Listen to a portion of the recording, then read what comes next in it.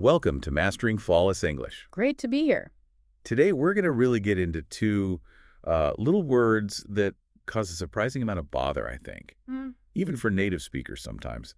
Either and neither. absolutely. They pop up everywhere, but their rules can feel a bit slippery. Exactly. So we've looked at how they work, all the different ways they function. Right, as adjectives, adverbs, pronouns, Yeah. conjunctions too. Yeah, all of those. Hmm. And our mission today really is just to give you a solid grip on when and how to use either and neither properly. So you can feel, more confident using them. Totally. Whether you're speaking or writing. Okay, so why are they so tricky? What's the main issue? Well, I think part of it is just how flexible they are, like you said. They do different jobs in a sentence, Uh-huh. and that flexibility, while useful, opens the door for mix-ups, but it also shows how efficient they are for talking about choices and negation. Right, efficiency is a good word.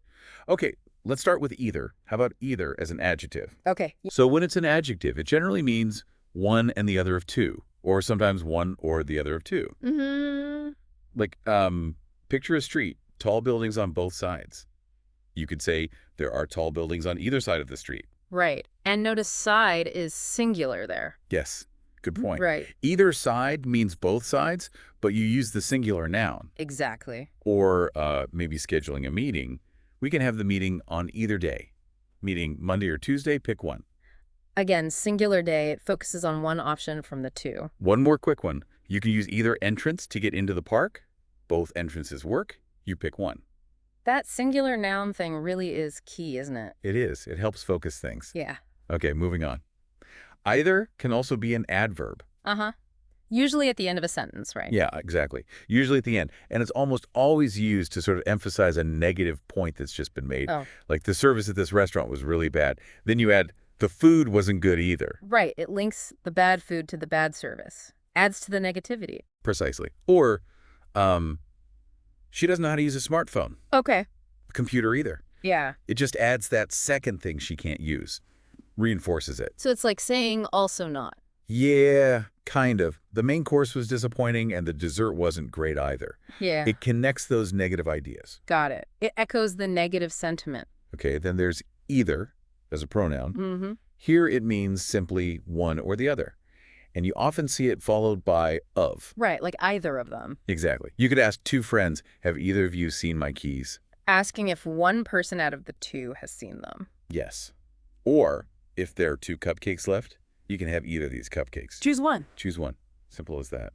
Or, I don't like spicy food, but either of the mild curries would be fine. Again, selecting one from the two available options. Right. And the last job for either is as a conjunction. Ah, the either-or structure. That's the one. It presents two or more choices, and it's always connected by or. Classic example. You can have either cake or ice cream for dessert. Perfect. Or maybe travel plans. We can go to either Mexico or Thailand for vacation. Laying out the two possibilities. Or even, he needs to decide either to accept the job offer or to look for something else. Presenting the two paths forward.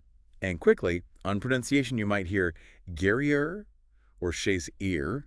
Yeah, both are totally fine. Yep, don't sweat that one. Both are correct. Just depends where you're from, really. The meaning's the same. Okay, deep breath. That's either. Now let's tackle its negative twin. Neither. The negative one. So as an adjective, neither just means not either. It's the straightforward negative. Makes sense. Someone asks, do you want pasta or pizza? And you want something else entirely. You'd say, neither. I want curry. Exactly. You're rejecting both options offered. Or neither candidate was particularly impressive during the debate. Meaning both were unimpressive. Right. Or I tried both keys, but neither key opened the lock. Both failed. It negates both possibilities at once. Nicely put. Okay, neither is a conjunction now. This is where nor comes in. Ah, yes. The neither nor pairing. Right. It connects two negative choices or statements, like his work is neither fun nor challenging. Both negative qualities are true. Or she eats neither meat nor fish. Okay, stating two things she doesn't eat. Or the hotel was neither clean nor comfortable. Definitely want to avoid that hotel. Yes. Now, you might sometimes hear people use or with neither, but nor is really the standard, the one you should aim for. Yeah, neither. Nor is the grammatically preferred structure. And this is super important. Avoid double negatives. Neither already is negative. Right, so you wouldn't say, he can't neither pay. No, that's wrong. The can't is negative. Neither is negative. Too much. So you just say, He can neither pay in person nor pay online. Yeah. The neither, nor does all the negative work. crucial point. Keep it clean, avoid the double negative. Okay. Neither as a pronoun. Similar to either, meaning not either, often with of.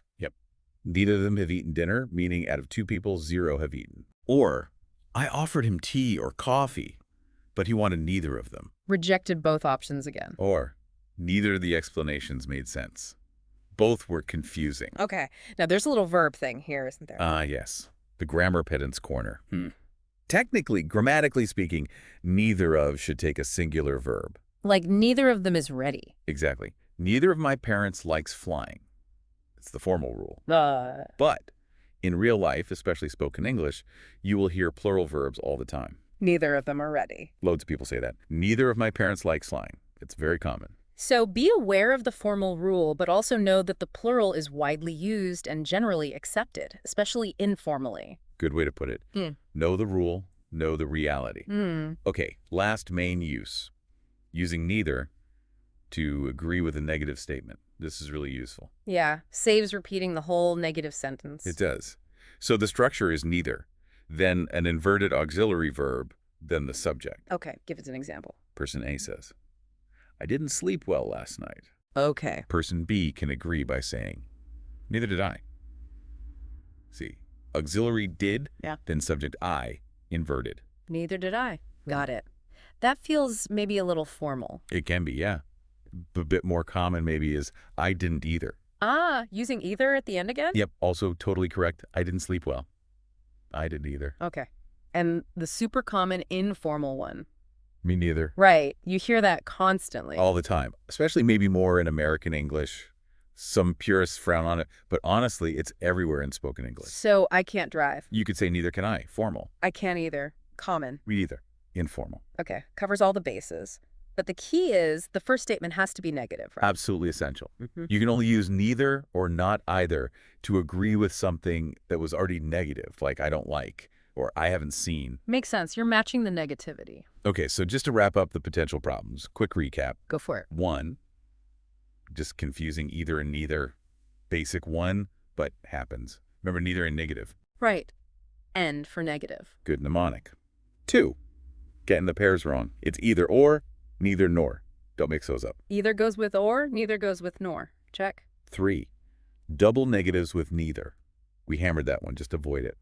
Let neither do the negative work. And 4, that verb agreement thing with neither of.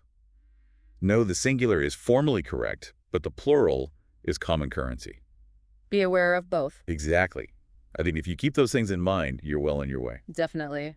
Mastering these little distinctions, getting the pairings right, it really does polish your English. And looking at examples like we've done helps it stick, I find. It really does. Seeing it in action makes the patterns clearer. So we have taken a pretty deep dive into either and neither today. We've looked at all their different jobs in a sentence, used quite a few examples. Hopefully making it much clearer how to use them for choices and negation. Yeah, hopefully you're feeling more confident now. And remember, like with anything in language, the absolute best way to nail this down is practice. And exposure. Pay attention to how people use these words when they speak or write. Listen out for them. Definitely. Notice them in conversations, articles, books, movies. It all helps reinforce it. Absolutely. Getting these details right, like with either and neither, it really boosts your overall command of English. So yeah, keep observing, keep listening, keep practicing. Well said. And hey, if you found this deep dive helpful, if it cleared things up for you and you want to keep mastering flawless English, Please do subscribe, like this discussion, maybe share it. yeah, share it. It really helps YouTube show it to more people who might benefit. And we also invite you to check the link in the description below. We've got more resources there to help you on your English learning journey. Definitely worth a look. And just one final thought to leave you with. Mull this over. Can you think of a situation where mixing up either and neither, or maybe using the wrong structure like neither or, could actually lead to a real misunderstanding? Ooh, good question. Where the wrong word choice changes the entire meaning.